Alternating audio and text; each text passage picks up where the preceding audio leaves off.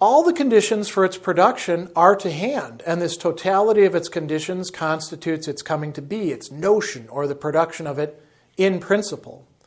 The circle of the creations of art embraces the forms in which absolute substance has externalized itself. Absolute substance is in the form of individuality as a thing, an object of sensuous consciousness that simply is, as pure language or the coming to be of a shape whose existence does not go outside the self, but is purely a vanishing object, as immediate unity with the universal self-consciousness in its inspiration, and as a mediated unity in the act of the cult, as a beautiful self-like corporeality, and lastly, as existence raised into an ideational presentation and the expansion of this existence into a world which finally collects itself together into a universality which is at the same time a pure certainty of itself.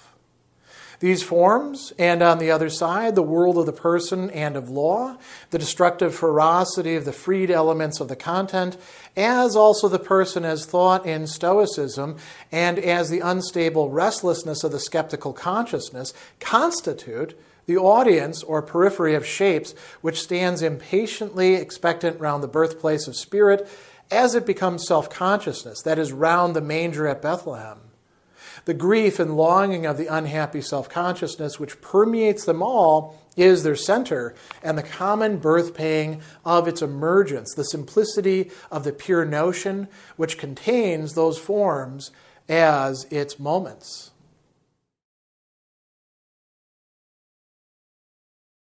Paragraph 754 is taking all that's been going on in this section, in the paragraphs leading up to this, in the revealed religion, and also the very ending of religion as art, and bringing them together into kind of a knot. And Hegel is telling us something very important here in the very first sentence, talking about a totality, a Totalität in German, and the conditions constituting its coming to be, a Werden, right? So he says all the conditions for its production, what's it? Well, the new shape of consciousness that we're moving into are to hand, for handen, and this totality of its conditions constitutes its coming to be, its notion, or the production of it in principle. And here what we're dealing with is notion or concept or Begriff, but in its early, as it's unfolding kind of stages. But it's bringing together everything that's happened so far in two different ways. It's bringing together all the positive expressions of religion as art, the ethical spirit working its way through religion as the religion of a people, a folk, right? A folk. And then it's looking at the negative side of it as well that has come out in the final part of the religion as a art section with comedy and all the stuff that happened with tragedy as well, but also bringing back in Stoicism, skepticism, the unhappy consciousness. So all of this stuff that we've looked at so far is now coming into a different light. And it's going to lead historically to the establishment and the proliferation and further development of a new kind of religion, as well as a development of human consciousness for Hegel. So he tells us that the circle, the Kreis of the creations, and now creations, I don't know about this translation, the Hervorbringungen, right? The bringing forward of art, of Kunst, all these. The creation puts a little bit too much emphasis, I think, on the side of the creator, and we need to think about these as ways in which spirit has brought something out of itself and in relation to a nature that it's increasingly transforming so that human beings could understand their relation to the divine. And he rattles off a number of different representative developments that we should look at briefly. So he says, absolute substance has externalized itself in these different forms, in the form of individuality as a thing, an object of sensuous consciousness that simply is. And before we go on to look at the examples that he brings up, we might go back to the earlier part of the religion section and think about nature religion, right?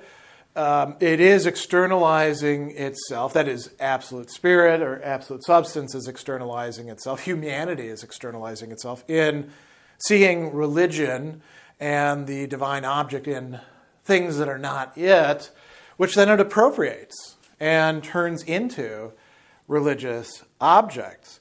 And now he says pure language. That's kind of an interesting thing to bring in there. What are we thinking about there? I mean, the closest analogy, I would say, would be to the focus on light, the religion of light, right? But light is inarticulate. It shows, but it doesn't speak. And then we have the coming to be of a shape whose existence does not go outside the self, but is purely a vanishing object. And, this vanishing idea has come up a lot in Hegel's discussions, Verschwindende, right? The object doesn't really vanish, but we could say the significance, the understanding, the investment of the object dwindles away. And this is part of the progress of religion, according to Hegel. Hegel views religion as developmental, right?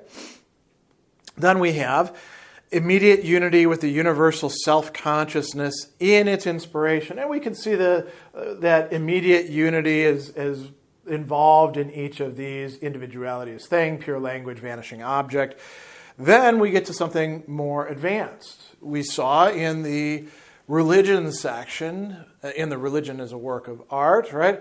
The religion of art, that the cult, the cultus in German, plays an incredibly important role of mediating between the individual and the God, but also the individual and other individuals. And through generations, the cult provides a locus where human beings can encounter the God with each other in a new and important way. Then we had a beautiful self-like corporeality. This is towards the end of the second main part of religion as art section. And, the dancer, the expression in the human being. And then we get to what we've traversed earlier, an existence raised into an ideational presentation. We're going to come back to that. And the expansion of this existence into a world, which finally collects itself into a universality, which is at the same time a pure certainty of itself. And here we have, Greek epic, tragedy, and comedy, or language. Now, ideational, that's just Vorstellung. I don't know why Miller didn't just say representation or picture language or something like that, but we shouldn't be misled by the English translation.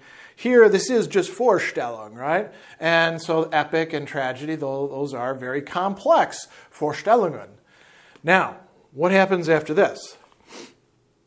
He says these forms, and on the other side, so we have an opposition here, the world of person and of law, Recht, right? The destructive ferocity of the freed elements of the content, as also the person as thought in Stoicism, and the unstable restlessness of the skeptical consciousness. So, what do we got going on here? Well, we've got all these different interesting positive expressions of religion, which in the last paragraph we saw have essentially lost their capacity to move us because we're not from that time, and they've lost their capacity to move others as well in that time.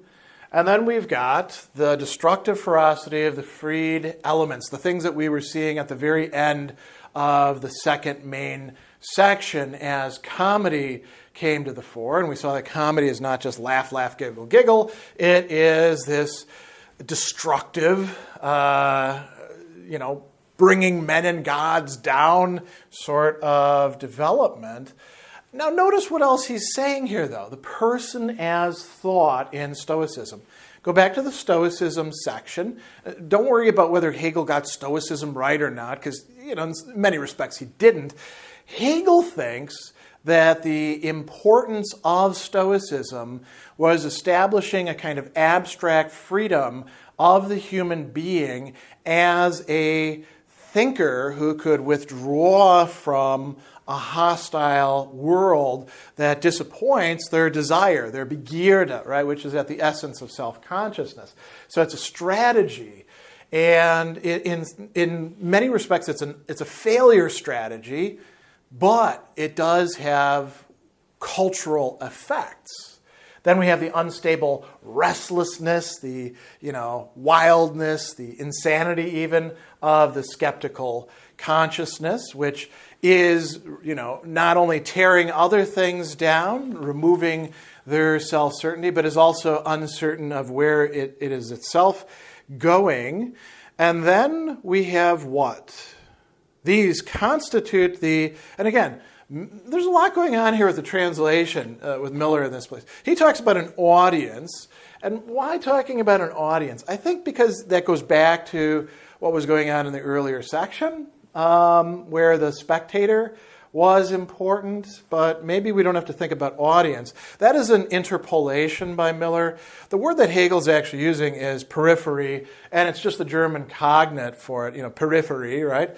And what's really interesting here is that he says that so all of this stuff and all the stuff on this side, if we read it lexically, constitute, they machen aus, right?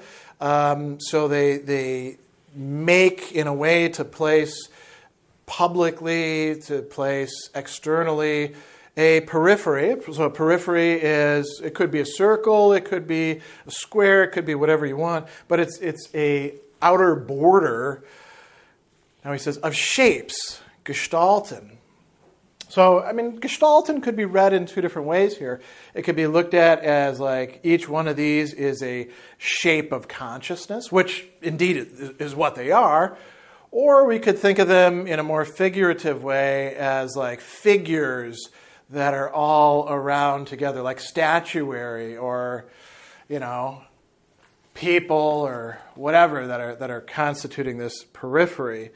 Now, they are an audience, they are looking on, right? And they're looking on in a way, seeing that they have their fulfillment in something else. So he goes on and he says that they stand impatiently expected around the birthplace of spirit as it becomes self-consciousness. So that's what we're talking about here. Now, you could say, well, wait a second, hasn't spirit become self-consciousness over and over again? There's an entire self-consciousness section, which includes, of course, Stoicism and skepticism and the master-slave dialectic. Yeah, that's true. It's becoming self-consciousness in a different way in this final revealed religion section. So it's not becoming self-consciousness for the first time. It's becoming self-consciousness as more of self-consciousness. Or you could say in an intensified manner. Self-consciousness, if you like, if you want to be a little jokey about it. Now, Miller interpolates here as well, round the manger at Bethlehem. I think this is jumping the gun a bit. Yes, that's where we're going with this. Christ is going to be an incredibly important figure in the revealed religion, but that's not happening in a developed way quite yet. So, it's okay to look ahead. Are these expectant shapes hanging around Bethlehem like a manger scene or something like that? I don't think so. Most people historically at the time that Christ was born, or Jesus was born, Jesus of born in Bethlehem, Jesus of Nazareth, the carpenter, all this sort of stuff that we can say. Most people had no clue who this guy was. And even after his ministry, most people had no clue who he was in the ancient world. It took an entire movement to grow out of it. So this might be anticipating a bit too much.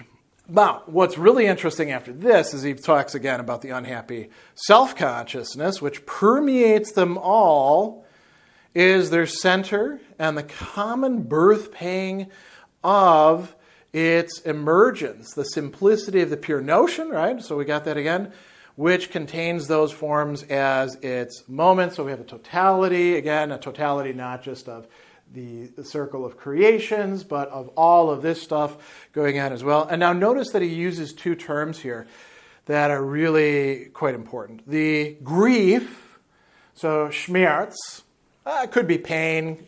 Grief is fine, I guess. And then longing, Sehnsucht, right? That is a good way to think about it. There is an affective relation here, a way in which the being of things is being revealed to us in pain and or sorrow and in longing that is not being yet fulfilled. And I think that's a really important point. Spirit is not spirit becoming self-consciousness through the unhappy self-consciousness and through the realization of the failure of all of these things as they brought the spirit forward and further is not something purely cognitive. It is something through which we could say the affects enter living history.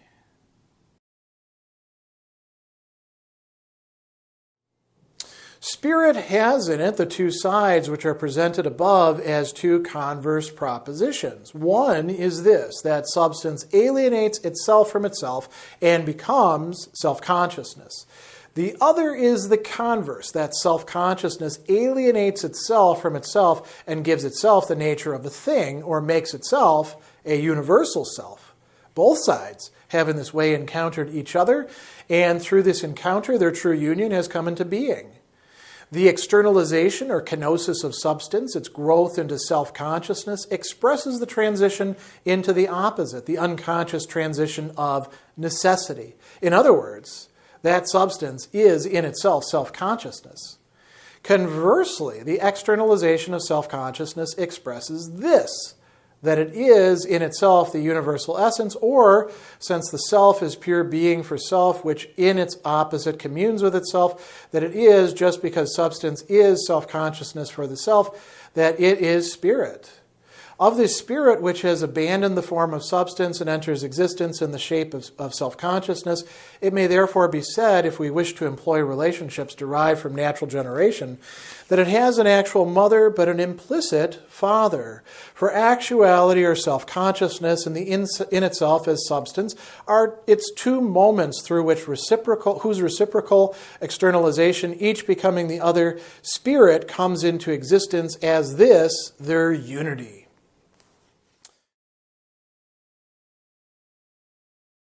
In paragraph 755, what we see Hegel doing is, again, providing a summary of where we are and showing where we're going in this section. And he's doing so in a very metaphysical, very abstract way, quite different than the more historically content-oriented manner in which he has been leading up to this. But this is quite important, I think, to unpack. And so he tells us spirit, or rather it, right, which is what was talked about in the last paragraph, has in it the two sides, the Seite, the aspects, which are presented above. Now, presented here is vorgestellt, so this is worth coming back to and lingering on, and we will in just a moment, as two converse propositions. And these are kind of longish propositions. Umgekehrten Sätze. So Sätze, propositions, formulations is another way we could think of it. There's some sort of lexical, some sort of linguistic expression that is supposed to connect us to the thought of what is happening in thought. And what are these two? Well, there's substance alienates itself from itself and becomes self-consciousness. There's one proposition, one Satz for you. And then the other one is a little bit longer. Self-consciousness alienates itself from itself and gives itself the nature of a thing or makes itself a universal self. Totally clear, right? Well, these are very abstract propositions as well. And they're not abstract in the sense of like being about genera and species and definitions. This is something quite different instead. So we have to unpack these a little bit. And I do want to attend to the language, right? There's a lot of use of this term Entäußerung, right? And äußert. And there's sich and seiner in here. So there's all this intensification and reflection going on. And you could read entäußern as alienating itself, although that's also like Entfremdung, right? Becoming alien to itself. And also as externalizing, making itself come out of itself. So there's a lot of interesting connotations here. Substance is one of the things that Hegel talks about all the time. And typically when we think about substance, we're thinking about it as that which has being in itself, right? An sich seiende, and he uses that term a little bit later to talk about the Father in a way that Miller translates a bit confusingly. Substance doesn't have, at least at first, consciousness, let alone self-consciousness, although we see that part of what Hegel is sketching out here is how substance does, in fact, become conscious. And substance could be the substance of a chalkboard. It can also be the ethical substance. So it's a vast term that means a lot of different things. Self-consciousness we've got in there. I don't think we need to talk about that too much. But then he's going to talk about universal self, making itself the nature of a thing. And notice that there's an agency, or at least a causality of unpacking, of unfolding, of Entäußerung involved here. So he tells us substance alienates itself from itself and becomes self-consciousness. Okay, well, that is a process that we've seen developing. Self-consciousness is, in fact, what we human beings are. We recognize that already in the self-consciousness section, and you could say that the process of the phenomenology is not simply the development of consciousness, but the development of self-consciousness as a form of consciousness, right? So that is, I think that's fairly straightforward at this point, right? It does have to, substance has to become more than just what it is in itself in order to become self-consciousness. There's a dialectic here of the in itself and the for itself that it totally prefigures what's happening, for example, in Sartre's Being and Nothingness in the early sections of it. Then we have this longer one. Self-consciousness alienates itself from itself. What does that mean? This is in part the historical process and also the interpersonal process that has been taking place from the self-consciousness section on in explicit forms. And you can also read it into what's happening in the consciousness section in certain ways. That's just a suggestion. We don't need to explore that. But definitely it's happening in the self-consciousness section. Definitely it's happening in the reason section. I would say from the time that we get to the phrenology onward, all the way into the very interesting ethical stuff that's being discussed in the reason section, the whole of spirit, all of religion, self-consciousness alienates itself from itself and gives itself the nature of a thing. It treats itself as if it is a thing, even though it's not a thing as such, an agency-less, intention-less thing. It is still self-consciousness, but it makes itself as well into a universal self. This is part of the nature of self-consciousness. Each person is, you could say, at risk of transforming themselves into a universal self that is not the real universal self. But also we have the opportunity of finding ourselves within something that we say is bigger than us, right? Bigger than just myself.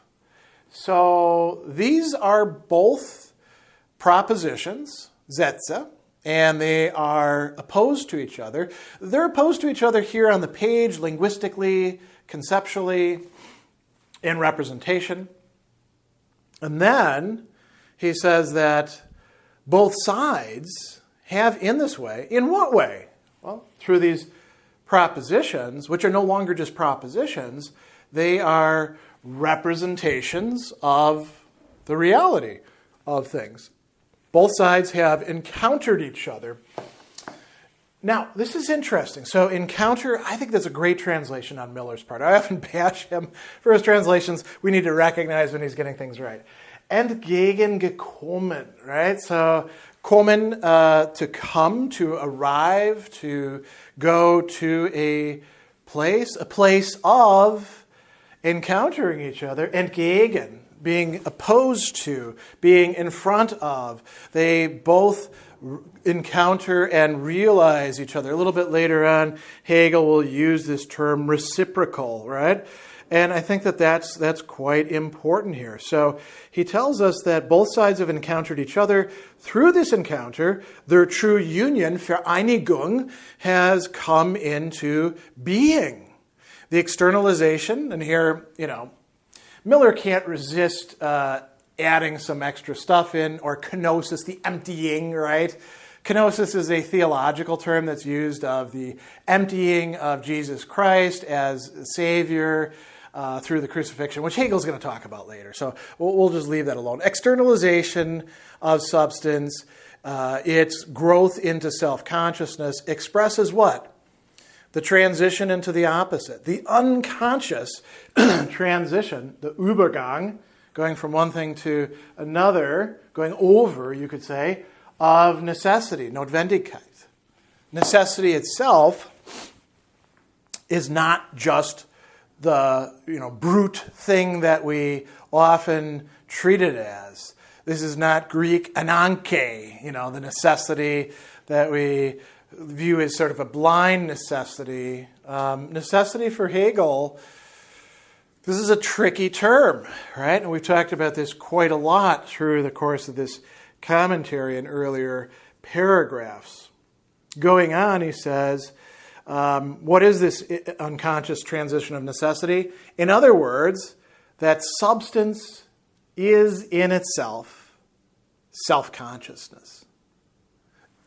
It was there from the beginning. We did recognize it when we treated the human being as self-consciousness in the self-consciousness section, that this is of the essence of humanity, that we are self-consciousness in relation to an other, actually many other others, and others to those others, and on and on and on, right? And we're motivated by Begierde, by desire or hunger. For what? For recognition, anerkennen. That's all kind of read in here. That's all part of what it is to be substance, at least the kind of substance that we are and that exists in history. What about this other proposition, self-consciousness alienates itself from itself?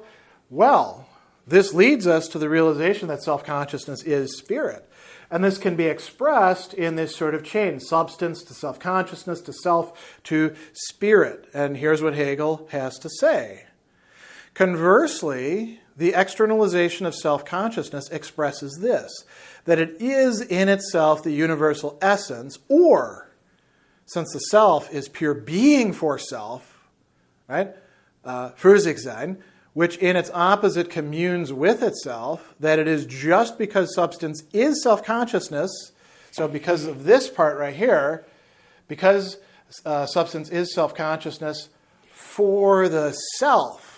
Now we have a third thing being brought in here, but it's not something radically different. It is you could say the self is in some respect bringing together in their opposition and in their transition substance to self-consciousness, right? So self-consciousness, substance is self-consciousness for the self because it is spirit. Of this spirit, he says, which has abandoned the form of substance and enters existence in the shape of self-consciousness, that is how spirit has to manifest itself, right? There's a necessity involved there, and the necessity is don't just be substance, be self-consciousness. Here is where Hegel gets to the talk about the mother and the father, which, frankly, I don't think we have to make that much of, and the translation can be a little bit misleading. It has an actual wirklich mother, but it has an implicit an sich seiende father, rather a father who exists in itself.